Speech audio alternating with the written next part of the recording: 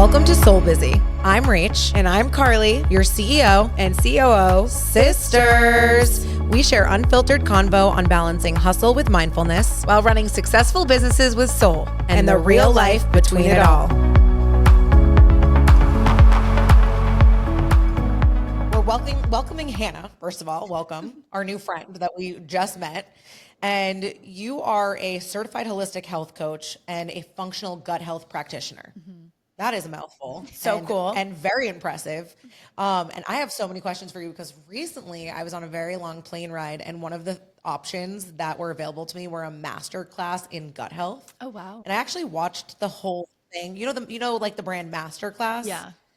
And I watched the whole thing and I have never, A, been interested in the topic, or B, known that I needed to be.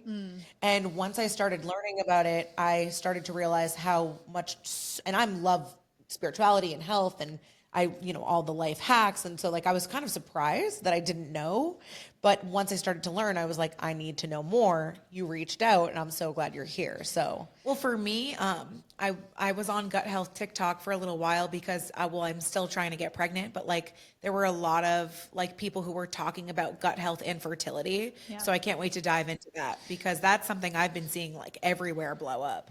Yeah. So why don't you start by telling us a little bit about yourself, your journey, how you got here, and what you do. Yeah, I'm so excited to be here. 1 second. You're gonna have to repeat that. Can you open the door, please? I'm gonna suffocate. It's 100 degrees in here. You can open them both, yeah. Yeah, we have no airflow in this room. Swing them open. Yep. Thank you, Lexus. Oh, thank you so much.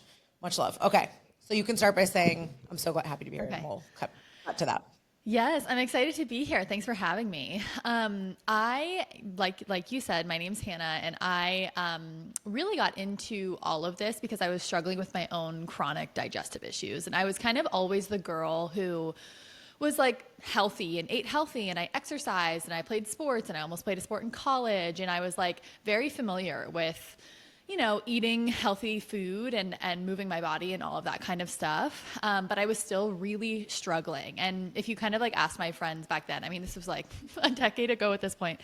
But I was the girl that you would go to for health advice. But I was still dealing with all of these chronic digestive issues to the point where I would eat an apple and I'd look 6 months pregnant with bloating.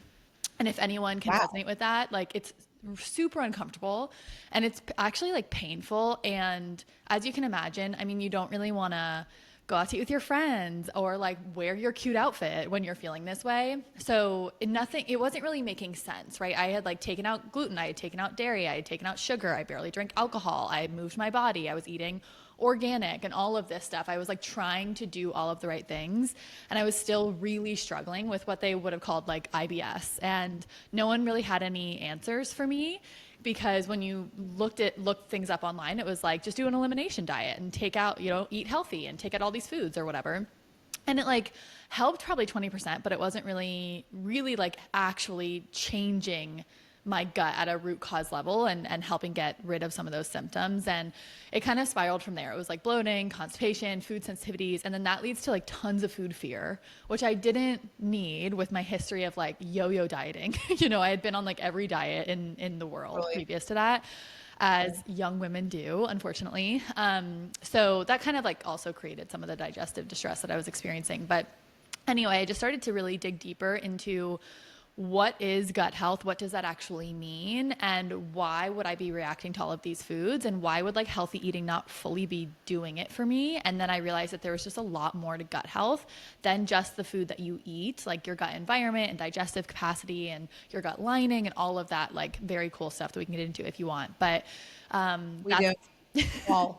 Yeah, that's when I really dove headfirst into all of this. And then I started working with women, and I was realizing that every woman I spoke to was also dealing with the same thing. And they were being told that it was just in their head, and they were just stressed, and they just needed to relax, and that's when I was I'm not doing this. Women need much more support than this, and they don't deserve to just be shooed out of the doctor's office and then they're left crying. Someone needs to do something about this. And that's when I just kind of dedicated my life to all of this. And now I no longer. Yeah, go ahead. Which I think is fun. or given medicine to Right. like fix a gut issue that also makes your gut worse. Well, I have a problem with the whole medical industry as a whole, personally. Like, I think it's a little bit broken in the sense, like, oh, there's a symptom. Oh, here's a medication. You Yeah. know, like an example is like I'm pregnant. This is my third pregnancy. On my first two pregnancies, I have a severe heartburn to the point where like I can't breathe sometimes. And, you know, the first thing is always Pepcid or like this prescription. I recently went to a doula and she was like, you need to go on digestive enzymes, like immediately with magnesium. And I literally started taking them and I don't have heartburn anymore and I'm Oh, not on Pepcid. that's great. And I just think it's funny. And I talk to people too, and it's not a known thing. Like you have to advocate for yourself and you can't just trust. I'm not saying don't trust doctors. I, of course, have the utmost respect for the medical field and for doctors. I'm not saying that, but I am saying, why aren't we exploring holistic options before we're just prescribing a lifetime medication that like could have all of these problematic effects, long-term side effects? Why? I don't understand. Yeah. I mean, honestly, like it's really just not what they're taught. So I think I try to put it in two different camps. Like doctors really have their place. Doctors, I think, are fantastic with Totally. diagnosis Agree. and emergency medicine. And like, if you get in a car accident, don't come to me. Like, I can't help you, Right. you know? Like I can't help you. Like probiotics aren't going to do Kombucha. it. And with that being said, you know, there's also space for people like me and people that do the work that we do when you're looking at more like chronic stuff versus acute, like something that's acute, it's emergency, it happens one time, we need intervention. I think they really excel at that. And you know, sometimes you need an antibiotic and it's going to like save your life. And that's Of what they're course. great at. But when you're kind of dealing with these like chronic underlying digestive issues or, you know, low energy or thyroid stuff or whatever, I think there's, you know, there are other things to be explored and it's just like simply not what they're taught. They're taught these are your symptoms. This is the diagnosis that goes along with your symptoms. This is the medication that we prescribe with this diagnosis, you know? So No, I agree. And no hate. I agree Yeah. with you with the turn of saying it's for chronic Mm-hmm. is the issue because it's like, okay, the long-term effects of whatever, like even like depression or like I'm sad or like things like that. I think it's funny how quickly we just go to like Lexapro. Like why? Like what, there's so many things we can do. Or like I'm anxious, here's lorazepam. Like, no, like why, what's the root cause of why you're anxious? Yeah. What's the root cause of why you're depressed? Let's talk about it and let's make sure we're uncovering things before we lean on that. Not saying you shouldn't, but like, have you crossed every bridge before doing that is a question that I have. Yeah, absolutely. And I think people aren't fully aware of some of the negative side effects that these things can have, things like birth control and things like, you Definitely know, not. yeah. And, or even like Pepcid. I mean, even something like an acid blocker, PPIs. I mean, when they were first brought onto the market, like PPIs were, well, Pepcid is more like an antihistamine, but PPIs are like acid blockers. They were really given to doctors and told to be used for like 6 weeks because they come with side effects, meaning, I mean, they increase your risk for osteoporosis, they can increase your risk for SIBO, nutrient deficiencies. Like, it's not going to be a good long-term option. If someone's like actively developing an ulcer, okay, you know, that can really help like stop that. But you know, we have a client who just worked with us. She was on them for like 15 years, you know, like you should not be on them for That's that it? long. For 15 years? Oh my God. Yeah, well, what I learned too was interesting about how like I have that having heartburn is, correct me if I'm wrong in delivering this, but like having heartburn is that you have acid, but you need the acid to reduce the acid. So by removing the acid, you're actually in theory making the problem worse. Yeah. Is that correct? Yeah, a lot of acid reflux stems from not having enough stomach acid, which is like very contrary to popular belief because you're like, I'm feeling Right. acid, why would I want more of it? But oftentimes, not every single case, sometimes there's like an anatomical issue, like a lower esophageal sphincter issue, like it can fit in other camps, but very often it's because people don't have enough stomach acid, which essentially like you're eating this food, you don't have enough stomach acid to break it down. So then it's like sitting in your GI tract longer than we want it to. And then the little acid that you have is coming back up the esophagus. And that's when you're feeling it like in your chest, in Right. your heart. When we add more acid to that, like you add digestive enzymes to that, right? The food can flow the direction that we want it to and get broken down more efficiently. You won't feel it quite as much. So yeah, very Right. oftentimes it's not enough. Completely gone, but I can say that I'm not in physical pain. Like I can get Yeah. through the waves of heartburn that come and still breathe. Whereas before I like literally could not breathe. Yeah. And it was, which is wonderful. And pregnancy is, it's interesting because sometimes it's just the position of the baby. Like you can do all the natural hacks and it's just like the baby's literally like pushing on your organs.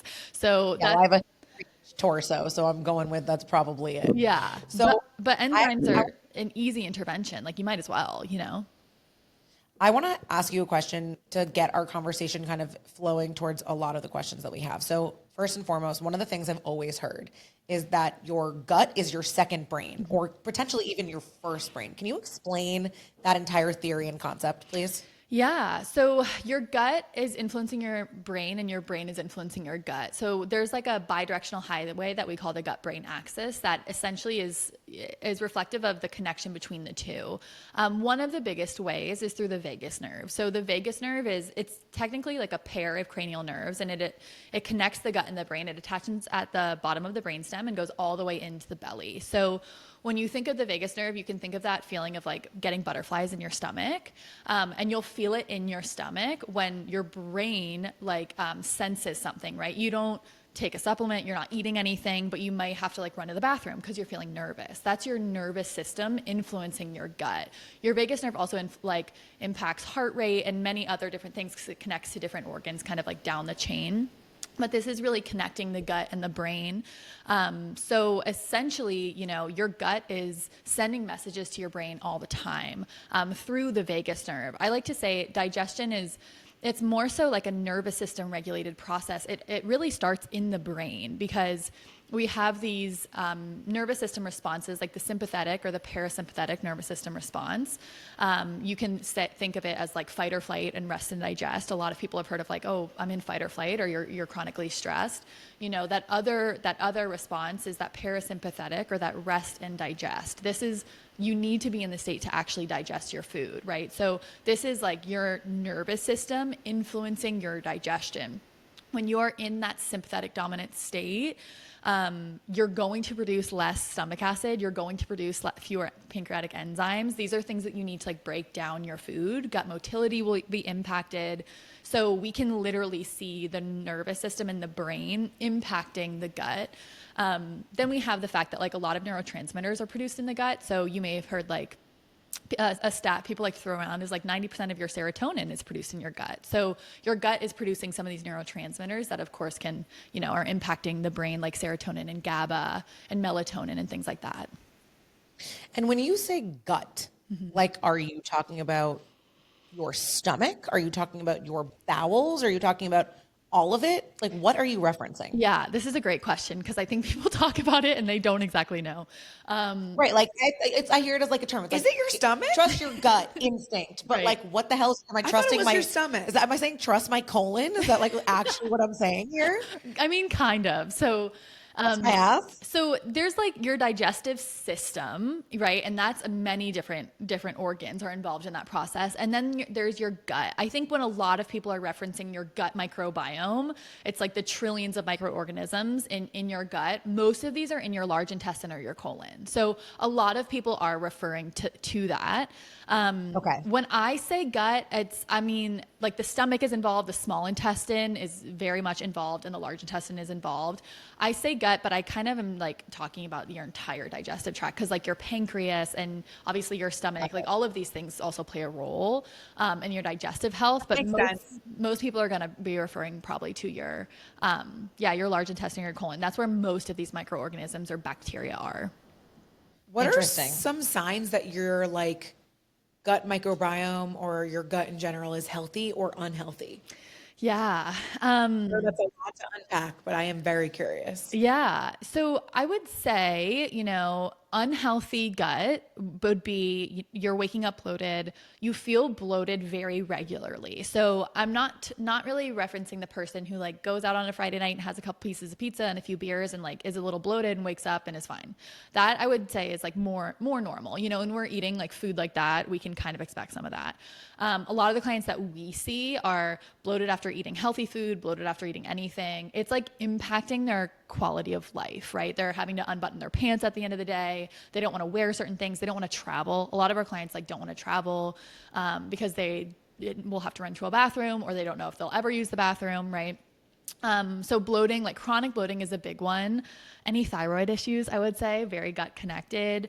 Skin issues, so like acne, eczema, psoriasis, these things that don't go away with topical intervention, I would say very usually gut mediated. Constipation. So like we want you going to the bathroom 1 to 3 times a day. If I hear that a woman doesn't go to the bathroom for like 5 days, that's not okay. I mean, that's going to then cause hormone issues because we detox estrogen like through our stool and like many toxins through our stool. So regularly pooping, minimal bloating, not a lot of like food reactions or Like sensitivities. 3 big poops a day. She's saying but one is still healthy. Yeah. Like She's one is still, fine. Yeah, one is still normal. Got it. Yeah, she's saying if you're going probably more than that or less than that, that's probably terrible. Right. Yeah. Yeah. Like going like 10 times a day, like running to the bathroom after good. eating No, anything, not good. Not going for 5 days, not good. And then you should feel like, pretty energized after eating. Your energy should feel good in general. All of those can kind of be, if those are off, they can be deeper signs of gut issues because the gut, I mean, it affects like almost every system in the body. It's not just digestion. It affects your endocrine system, your cardiovascular system, your brain. I mean, it's like amazing, which is another reason why I love this work. What is your take on seed oils? Like it's such a hot topic right now. Personally, I avoid them in my home. I try to cook with beef tallow, clarified butter, and like anything and just generally butter. And I don't feed my kids seed oils when I'm feeding them. But this is a 2-part question.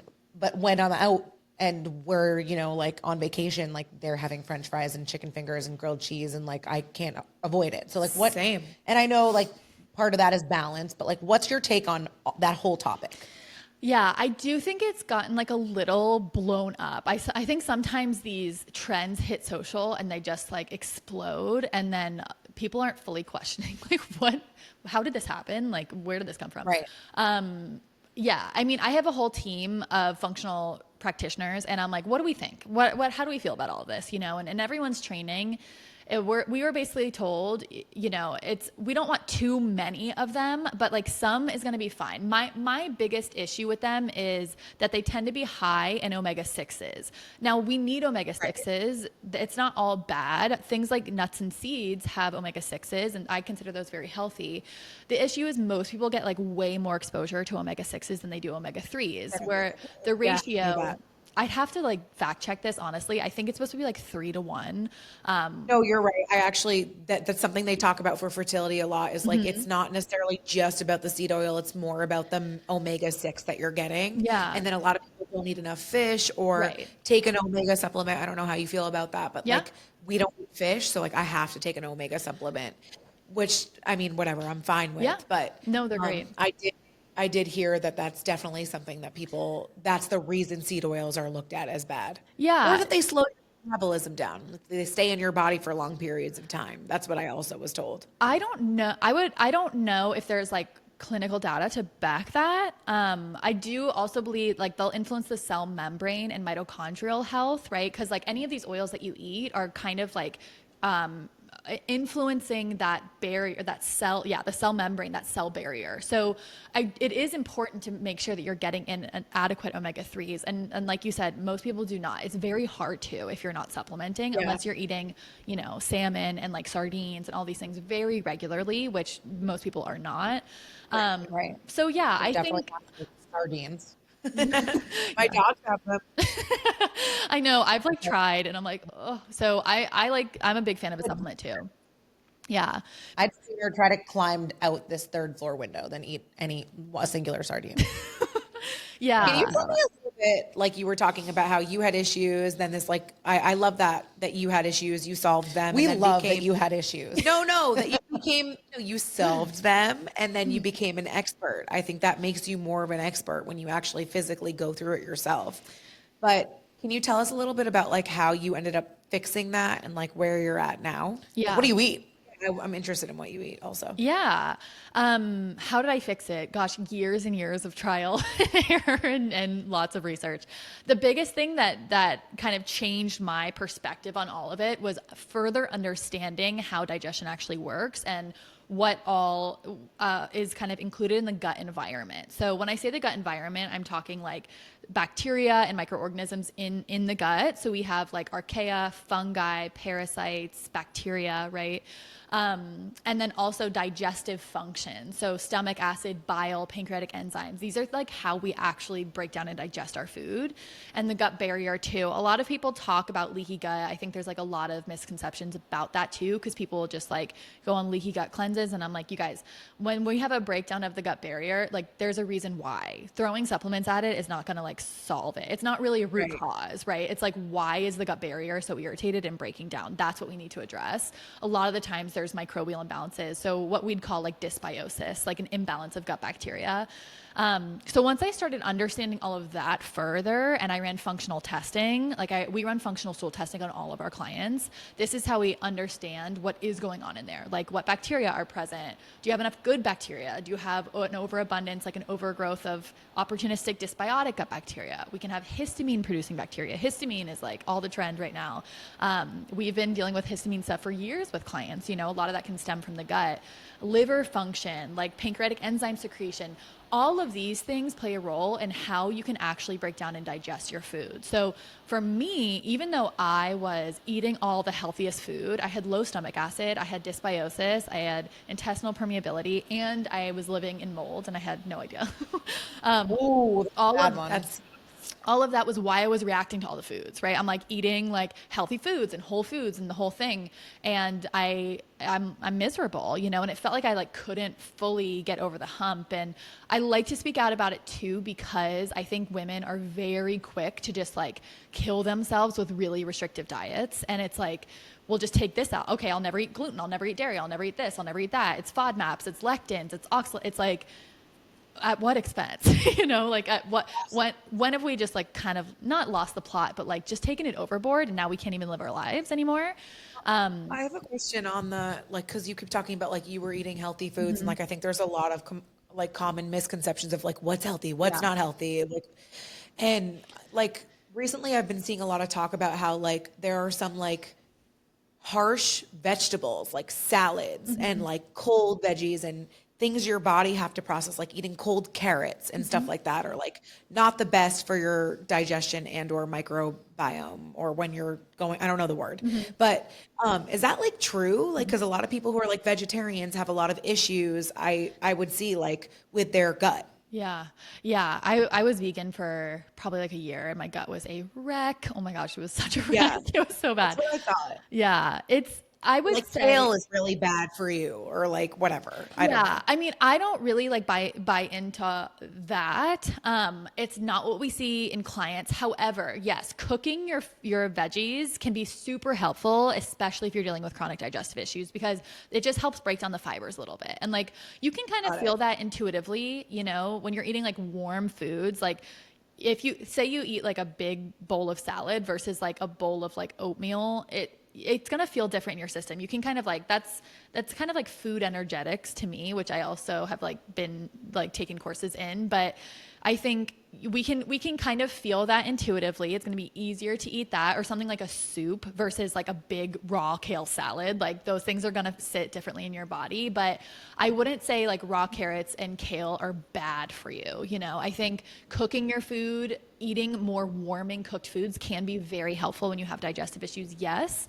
I don't think, you know, I know people follow like raw diets. I don't really agree with that. I don't think that's like necessary. But I think people like to make massive claims about things and then like scare you. And it's like carrots, the carrots that you're eating are causing your issues. And I'm like, our health crisis is not because of raw carrots. I tell you, like, Perfect. I think it's so many hot takes. Like, It's hard to keep I up. am definitely no health expert. I love a Sour Patch Kid, but I can say that one thing I've learned over the years is that it's just balance. Yeah. Like, you just gotta find that balance that works for you. But I mean, definitely, I'm out of whack on balance sometimes too. Like, cause like, how do you feel about sugar? Because for me, that's like a whole issue. Like, how does sugar affect your microbiome?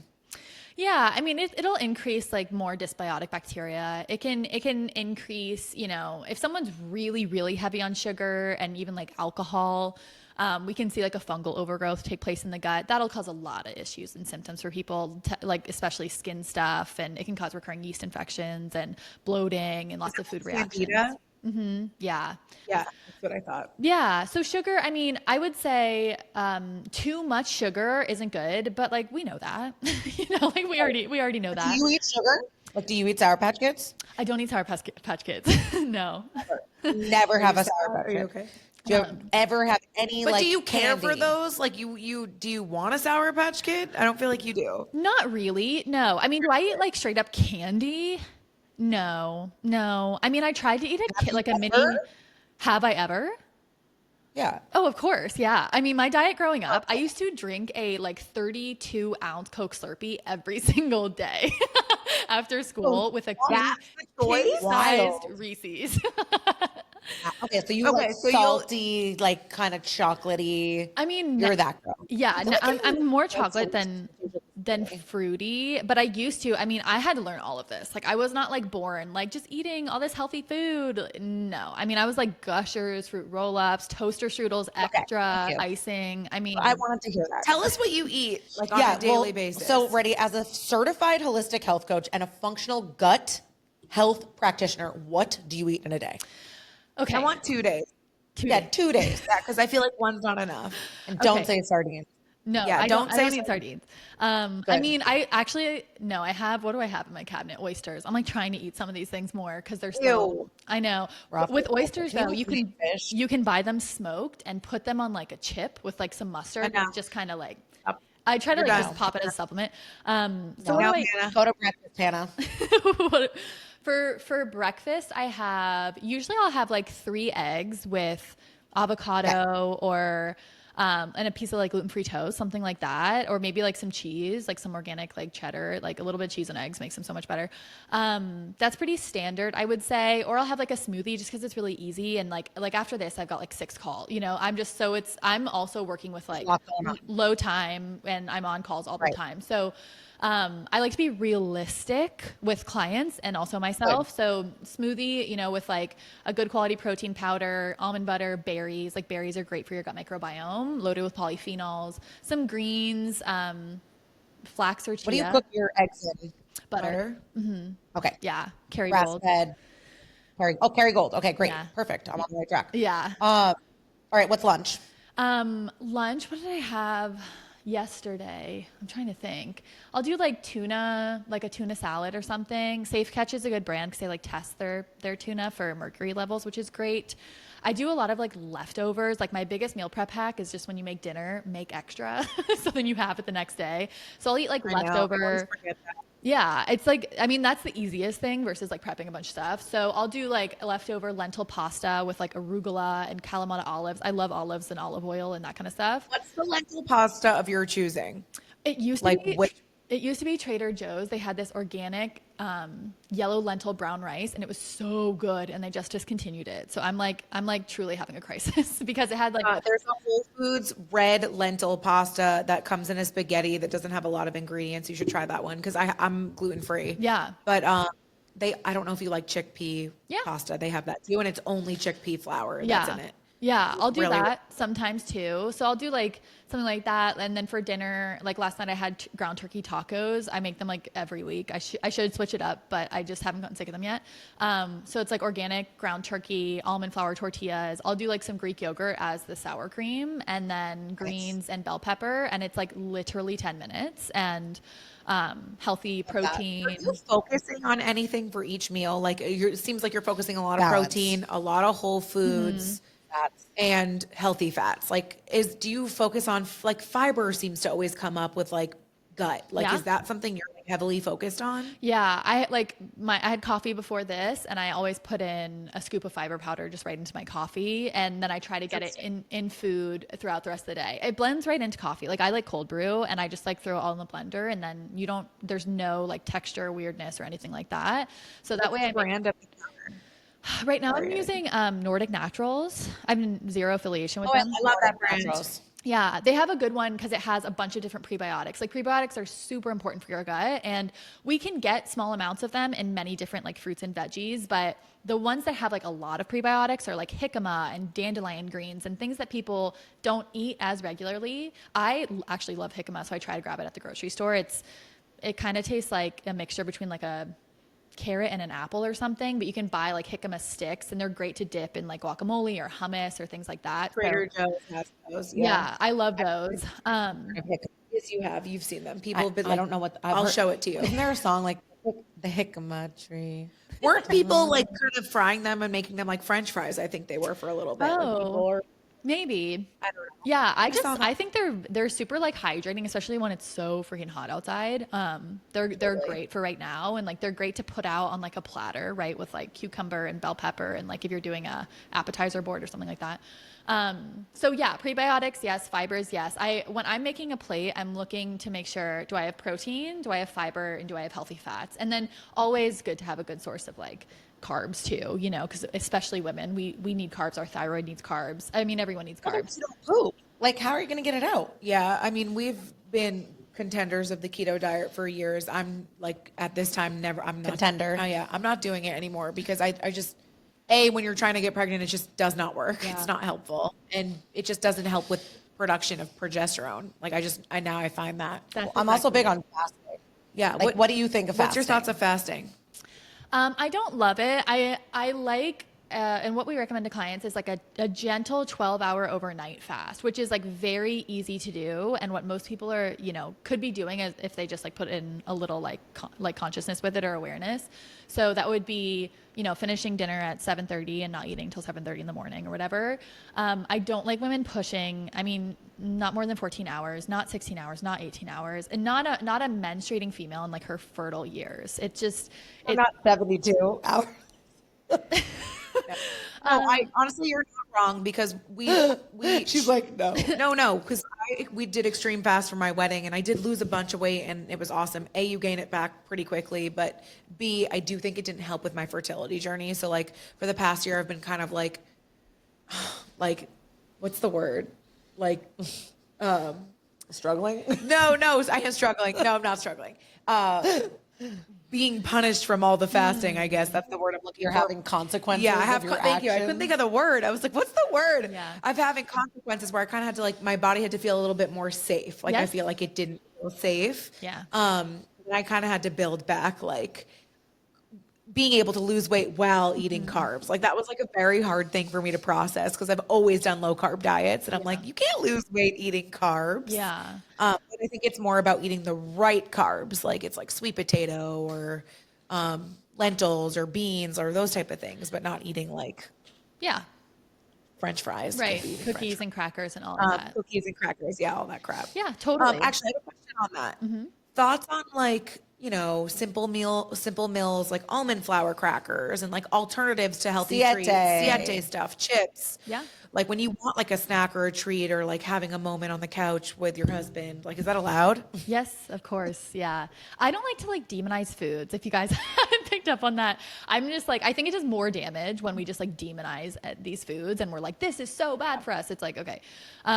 Yes, I think those are totally fine. I mean, when you look at how those things they'll still really bump your blood sugar up. So if you just eat like half the box of crackers, which I can very easily do with nothing else, you know, it will still bump your blood sugar up like quite high, which will typically cause a crash after that. So that does not mean that they're bad. I would just like eat them with something, dip them in hummus, dip them in guacamole, like add some cheese even that has like protein and fat to it. That's going to help. So I just, you know, I like to recommend avoiding like naked carbs as much as you can, you know, like French fries here and then, like here and there, fine. You're fine. Right. But Is blood sugar related to your gut? Like, Yeah. is that like are they like very connected? That's interesting. That makes sense to me. yeah. Yeah. Essentially, like really erratic blood sugar levels can damage the nerve function in the gut, which can damage gut motility. But blood sugar ups and downs they're just super stressful on the body. And it sounds like you're, you know, pretty familiar with this, but blood sugar crashes will increase cortisol. So we don't want that. I mean, that's not good for digestive function. Essentially, if cortisol goes up, stomach acid production goes down, gut motility is impacted. It sets you up for like poor digestion afterwards, which is also, with fasting, like sometimes if people go really long stretches between meals, they'll find that when they do eat, they're more bloated or they're in more pain. That feels like it didn't sit as well. And that's because like their body was in that stress response. So all digestive juices are like, not being produced adequately. And then by the time they eat, they're like kind of setting themselves up for failure because they're in that fight or flight state, even if they really feel stressed or not, just from going too long without eating. So yeah. One time with our heart. Remember we ate, didn't Oh, eat. definitely. Yeah, But do you not believe in autophagy of the cells, like regarding like cleansing the cells, like for 72? Because doesn't it take 36 hours to achieve autophagy? Yeah, I mean, you have to fast for a little bit to have that happen. I think, yes, I think that can be beneficial. Yes. I think there are other things that support autophagy too, like exercise, Right. So That puts you into autophagy? what is it? Exercise puts you into autophagy? It can help support autophagy. Yeah. Just like regularly, so I think there are other things that can be done. Would I be like strongly against a fast once a here and year. there to get that going? No, but I wouldn't recommend it regularly. Like I think if you're doing it for a specific purpose like that, yeah, sure. I think like the female body is just like very sensitive to not having enough of what it needs. Like we enter that stressed state much quicker than the male body does because the body is asking like, are we safe enough to grow a child and carry a child, so Right. It just doesn't work the exact same, which is also why like keto doesn't really work the exact same. I mean, everyone's different, some people do great with it and some people don't, but I do think that we'll feel it. Like if women do intermittent fasting for a long period of time, their anxiety will go up, their sleep will take a hit, their periods will take a hit, and they might lose a little weight at the beginning. But typically a couple months in, they're not feeling so good. They might feel great at the beginning, but not after that. So yeah, to circle back around to your question, like I think it could be helpful, yes, every once in a while. Used correctly and not abused. Yeah. Got it. Okay, I have a question for you about children and antibiotics. So I have two young girls, pregnant with my third. We entered preschool, and all of a sudden we are on amoxicillin like 4 times a Yeah. year, like insane.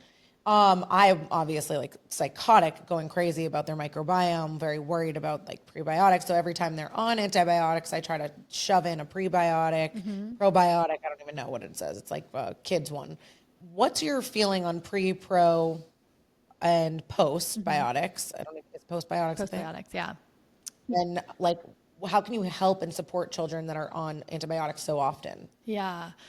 I know. Gosh, I mean, the best way would be, try to minimize as much as possible because it can take the gut a little bit to recover from antibiotics. But yes, I mean, if it's necessary, I would increase prebiotics mostly. So probiotics can be helpful. There was a study done that showed that when someone after antibiotics took probiotics right after, it actually delayed the gut microbiome and like returning to normal. So I'm a little mindful with that, with probiotics, like while taking antibiotics. I think adding it in a couple weeks after is great. What I like people to focus more on is prebiotics. So that's going to be in those different, fruits and veggies and fibers, and like even getting a prebiotic powder and like putting it in their juice or whatever could be helpful, and just making sure that they're getting enough fruits and veggies. And I would also be mindful of just trying to minimize sugar after an antibiotic, because what an antibiotic does is it comes in and it wipes out like all bacteria, both good and bad. And it's great if you have like, an infection or something, and that's wonderful to wipe out the bad. But when we wipe out all the bacteria, it doesn't touch things like fungi or yeast or something like candida. So we can get that, increase that overgrowth of something like a fungal overgrowth, which will then cause a lot of chronic digestive issues. So, I mean, when you look at antibiotics, like I don't know if it's actually on the box here, because I haven't taken an antibiotic like in the States in a long time, but I had to take one when I was in Europe last summer, and it literally says like this will increase your risk for candidiasis, meaning like candida overgrowth, right? So I'm not sure. I'd have to check the labeling here. It should say that, but yeah, you just don't want to go ahead and like feed lots of sugar after wiping out all of these good gut bacteria. It's like let's help to regrow these good gut bacteria and not feed the fungi and the yeast. So You know the brand Thorn? yeah. That Thorn, is that a good prebiotic? Is that a prebiotic? Thorne has a ton of supplements. Oh, They okay. offer a bunch Is of there a stuff. prebiotic you recommend for adults that you like? Yeah, I mean the fiber powder that I was talking about is a prebiotic powder. Okay. Nordic Nordic Naturals. Naturals. And does it taste bad? It doesn't taste like anything. Oh, Yeah. okay, cool. Yeah, A treat. it's a powder. You could just put it right into a smoothie, or like you could probably put it into, I don't know, another drink. I don't know if you could like mix it into tea, but I just like put it in my coffee. Yeah. That's You great. can't taste it. Um, and then other things like, what are other prebiotics? Like partially hydrolyzed guar gum. Sunfiber is a good brand that they sell. PHGG, that's a good prebiotic too. It's typically like very well tolerated by people that are more sensitive as well. So that's another thing. Like I kind of like swap them out. I'll do like the Nordic Naturals, I do Sunfiber, I'll like give it a break and then I'll grab something else, and just kind of making sure that I'm getting some of that in. But other things like chia seeds and flax seeds and all of that, I mean, you can add that into your kids' food too, or like blend it into a smoothie, and just trying to like repopulate those good gut bacteria. Yeah, it's tough to avoid. I'm like that mom that tries to be like, all right, we're gonna hold off, but then when they're like screaming in pain and they have an ear infection, Yeah. you can't do anything. Like you just have to keep. It killed me at one point. There was like 3 months we were on amoxicillin. I was like, oh my god, this is terrible. Yeah. I have a question about flaxseed that you just said. Actually, I have two questions. I read somewhere, this could be also fake news, that it's better to have the ground flaxseed than the whole flaxseed. Is that true? Yeah. Yeah. Just because the whole ones you can't really break down. That's what I thought, because I was making like an overnight oat moment with some flax seeds, and I don't know. I felt like the ground was just like, I wasn't chewing them. So I was like, I feel like I'm just eating like whole seeds that are doing nothing, but hopefully they did something. I just caused Yeah. diverticulitis. And then, no, I'm just kidding. shields up. Shield up. And then I know I've been bringing this up, but I also would like to hear your take on like fertility and your gut, like, and how they are connected. Yeah. I'm guessing the answer has something to do with cortisol, but I'd like to. I believe that there are many different mechanisms like through which the gut can influence fertility. So there are many different ways. I will say we had to put like a disclaimer on my program where we like take people through the process of repairing their gut, because every round someone was getting pregnant went after like years of trying and not getting pregnant. So then they weren't like being, careful, because they're like, I never get pregnant. Every round we were having to be like, I'm ready. I want to hear this. We had to stop their protocol, Hannah. because you can't take a bunch of supplements when you're pregnant. So Right. anyway, so I have seen it. I don't think all fertility issues are due to a gut issue. Like there's obviously nuance here, but I've seen it pretty Totally. like over and over and over again. It's not something I like advertise so much because it's such a sensitive topic, but I'm like, there is no downside to looking into your gut when trying to get pregnant. And I highly recommend it, because you will give a lot of your gut microbiome to your baby, So if you feel like there's stuff that's like off in there, let's clear it up before getting pregnant ideally. But there's many kind of different ways through which this can happen. So one of them being just like nutrient absorption.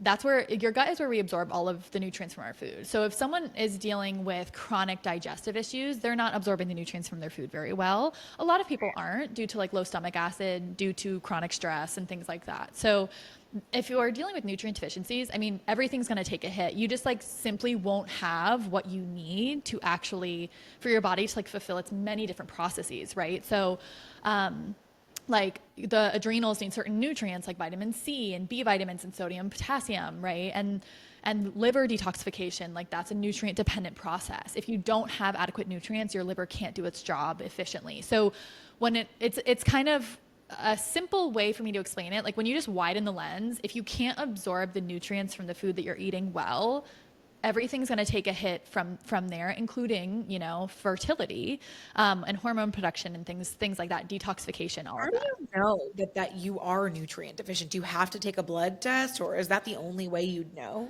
I think testing in the blood is great. Sometimes we'll do like a hair tissue mineral analysis on clients. It's checking in on mineral status for people. But yeah, you know, you can do some blood work to see what's going on there. And then the other thing is like gut infections, you know, so there is, I don't want to misspeak here, but I believe there is a connection between Helicobacter pylori or H. pylori and infertility. It does damage the parietal cells, which then you'll produce less stomach acid, and then you won't absorb the nutrients from your food efficiently. So that seems to all kind of like fit together. So anytime that you have like these different gut infections, sometimes parasites, you know, I'd have to dig into the research to understand or like relay exactly which parasites have been like linked with infertility. But anything that's causing a lot of inflammation in the gut and negatively impacting nutrient absorption, you know, it would make sense that it would then impact fertility. And then you mentioned cortisol, like high cortisol level can be stemming from the gut. When we have a lot of gut imbalances, it kind of will influence the sensitivity of the HPA axis or the hypothalamus pituitary adrenal axis. That's like your stress control center, like where you actually produce, you know, how you actually produce cortisol and things like that. So yes, gut issues can negatively impact your HPA axis and they're a massive stressor on the body. So a lot of the times when people think about stress, they think like, you know, my to-do list and my emotional stressors and my mental stressors and financial pressure and all of that kind of stuff. But there's a lot of physical stressors too, like toxin exposure, blood sugar dysregulation, nutrient deficiencies, gut issues. And all of those should kind of be, taken into account. Another thing, like there's so many different ways through which the gut can influence it, but estrogen circulation, the gut plays a massive role in estrogen circulation and levels. So we've got a portion of our gut microbiome called the estrobolome. It's literally like the word estrogen and the word microbiome put together. And this is responsible for estrobolome, for like circulating estrogen levels in the body. And if estrogen's too high, it'll kind of like, progesterone can look low in comparison because they're kind of like doing this like seesaw, like dance together, right? So sometimes progesterone is just low after like years of chronic stress, years of birth control use, et cetera. Not eating enough, not adequate carbohydrate intake, mineral deficiencies, all of that. And then sometimes estrogen can kind of like it looks low in comparison to estrogen is what I'm trying to say. How do you fix that? How do you fix Diet? that? Yeah. So much. We do so much. Like, give me a couple things. Like 3 things she can do. Give me a couple things. To raise progesterone?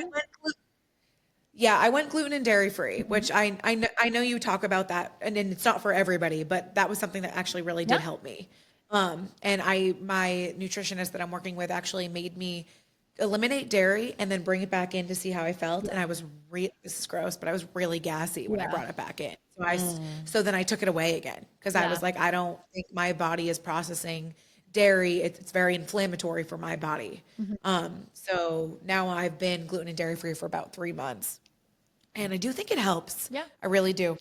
Yeah, I think what we see a lot of the time is people can't digest dairy due to like other gut stuff. So one of the biggest things we see people be able to reintroduce after working with us is dairy, which is great. Like I didn't eat gluten or dairy for, I kid you not, a decade.